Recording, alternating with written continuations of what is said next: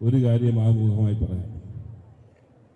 ഇവിടെ ഒരു രാഷ്ട്രീയ പാർട്ടി സെക്രട്ടേറിയറ്റിന്റെ മുമ്പിൽ ഇതുപോലെ ആളിനെ പങ്കെടുപ്പിക്കണമെങ്കിൽ 6 മാസം കഠിനാധ്വാനം, ഉറക്കമില്ലാതെ കഠിനാധ്വാനം ചെയ്താൽ മാത്രമേ സംഭവിക്കൂ. അതിൽ UNAയുടെ നേതൃത്വത്തിൽ ഇത്രയും പെട്ടെന്ന് സംഘടിപ്പിച്ചു എന്നുള്ളത് മാത്രമല്ല, ഇന്നത്തെ പുത്തൻ തലമുറ പലപ്പോഴും ഒരു മെനക്കെടാൻ തയ്യാറല്ലാത്ത സ്വാർത്ഥ സമൂഹം എന്ന് പറഞ്ഞ കാര്യങ്ങളെല്ലാം തെറ്റാണെന്ന് ബോധ്യപ്പെടുത്തുന്ന നിലയിലേക്ക് ശുഭിത യൗവനം എന്താണെന്ന് സമൂഹത്തെ കാണിക്കുന്നതായിട്ടാണ് ഈ സമരത്തെ ഞാൻ കാണുന്നത്. UNAയുടെ ഉദയവും കഷ്ടകാലത്തിന് ഞാൻ മന്ത്രിയായത് ഒരേ സമയത്താണ്.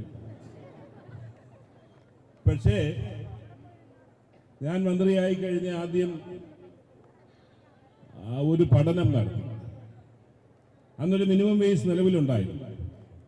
അന്ന് 900 ശിഷ്ടം ആശുപത്രികളിൽ പഠനം നടത്തിയപ്പോൾ 23 മാത്രമേ അന്ന് മിനിമം വേജ് നൽകുന്നുണ്ടായിരുന്നു.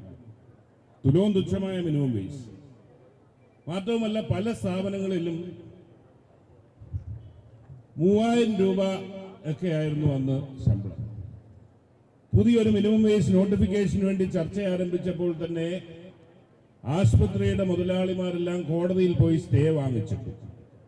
അതുകൊണ്ട് മിനിമം വേജ് പ്രഖ്യാപിക്കാൻ പോലും സാധിക്കാത്ത പശ്ചാത്തലമായിരുന്നു. അവിടെയാണ് UNA ഒരു സംഘടിത ശക്തിയായി മാറുകയും UNAയുടെ നേതൃത്വത്തിൽ പല ആശുപത്രികളും, എനിക്കിപ്പോഴും ഓർമ്മയുണ്ട്, ലേക്ക് ഷോർ ആശുപത്രിയിൽ, അമൃത ആശുപത്രിയിൽ, ഇതെല്ലാം സമരം ആരംഭിച്ചത് ആ കാലഘട്ടത്തിലാണ്.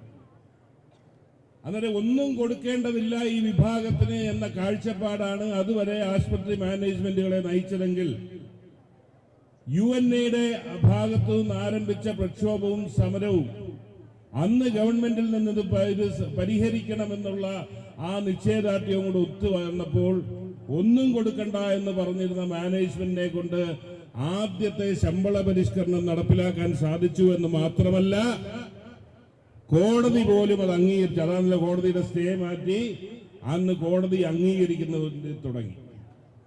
അതിനുശേഷം വീണ്ടും അവസാനം വന്നപ്പോൾ വീരകുമാർ കമ്മിറ്റിയെ വെച്ചുകൊണ്ട് നിങ്ങൾ, അന്നത്തെ സാഹചര്യം ഇന്ന് പലർക്കും ഓർമ്മയില്ലായിരിക്കാം, യാതൊരു വ്യവസ്ഥയുമില്ലാതെ ചെയ്യേണ്ടി വന്നവരിൽ നിന്ന് മാറി 3 ഷിഫ്റ്റിൽ ജോലി ചെയ്യുന്ന സാഹചര്യം ഒരുക്കി അന്ന് പോലും വന്നു. ഞാൻ ഇങ്ങോട്ടേക്ക് വന്നപ്പോൾ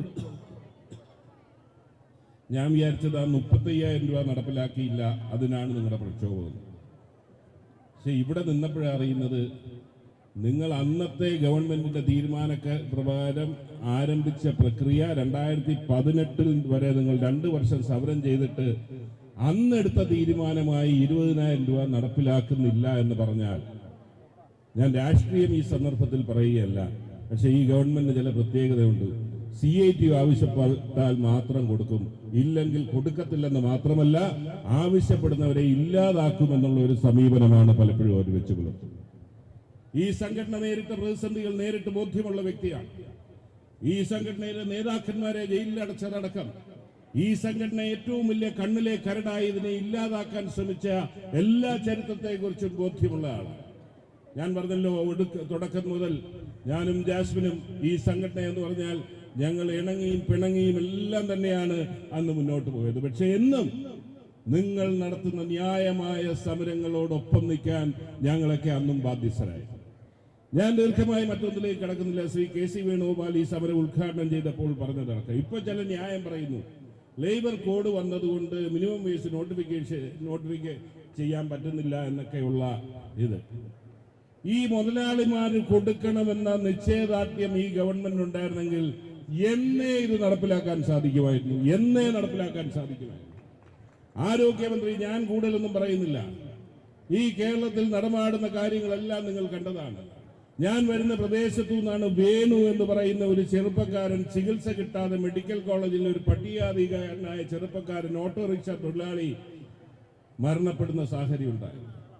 ഈ നിമിഷം വരെ ആ ചെറുപ്പക്കാരന്റെ വീട്ടിൽ ആ ഭാര്യയെ കുഞ്ഞുങ്ങളെ കാണാൻ ഈ ഗവൺമെന്റ് ഒരു പ്രതിനിധി ചെന്നില്ല എന്ന് പറഞ്ഞാൽ ഇവർ സ്ത്രീയുടെ കവചത്തിലാണല്ലോ പലപ്പോഴും പ്രക്ഷോഭം വരുമ്പോൾ സ്ത്രീകളോടാണോ കാണിക്കുന്നത്? സ്ത്രീകൾ എന്ന് പറയുന്നതിനുള്ള ഒരു ആ പദത്തിന് അപവാദമാണ് ഇന്നത്തെ ആരോഗ്യമന്ത്രി എന്ന് പറയാതിരിക്കാൻ നിവൃത്തിയില്ല. കഴിഞ്ഞ ആഴ്ച കോഴിക്കോട് നടന്ന കാര്യങ്ങൾ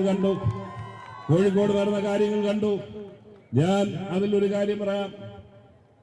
ദൃശ്യമാധ്യമങ്ങൾ നമ്മളെല്ലാവരും കണ്ടയാണ് എന്ത് സംഭവിച്ചു. എന്നാൽ പരിയാരം മെഡിക്കൽ കോളേജിൽ അഡ്മിറ്റ് ചെയ്ത് കഴിഞ്ഞാൽ നോക്കുമ്പോൾ പരിശോധിക്കുന്ന ഡോക്ടർമാരുടെ ലിസ്റ്റ് എല്ലാം വായിച്ചു. Neuro surgeon, orthopaedic surgeon, general physician തുടങ്ങി എല്ലാവരുടെയും ഉണ്ട്. ഞാൻ നോക്കിയപ്പോ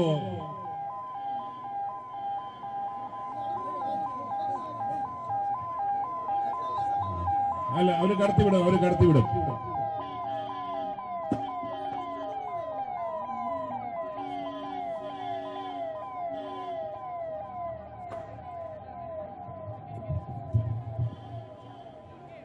ആരോഗ്യമന്ത്രിയെ ചികിത്സിക്കുന്നതിന്റെ ഡോക്ടർമാരുടെ ലിസ്റ്റ് ഞാൻ കണ്ടു. പക്ഷെ അതിൽ സൈക്യാട്രിസ്റ്റിനെ ഞാൻ ലിസ്റ്റിൽ കണ്ടില്ല. ഇല്ലാത്ത കാര്യം ഉണ്ടായെന്ന് തോന്നുമ്പോൾ അതിന് സാധാരണ നമ്മൾ കാണിക്കുന്നത് സൈക്യാട്രിസ്റ്റിനെയാണ്. അത് ആ ലിസ്റ്റിൽ കണ്ടില്ല എന്നുള്ളതാണ്. ഞാൻ അതിനെക്കുറിച്ചൊന്നും കിടക്കുന്നില്ല. ശ്രീ രമേശ് ചെന്നിത്തല ഒരു കാര്യം പറയും. ഇന്ന് ആരോഗ്യരംഗം ആകെ മാറി. ആരാണ് മുതലാളിമാരെന്നറിയില്ല. വൻകിട കുത്തകകൾ കേരളത്തിൽ വന്നു കഴിഞ്ഞു. എന്റെ നാട്ടിൽ ഒരു ആശുപത്രി ഏതാനും നാളുകൾക്ക് മുമ്പ് എവിടെ ഉള്ള ഒരു ഗ്രൂപ്പ് ടേക്ക് ഓവർ ചെയ്തു.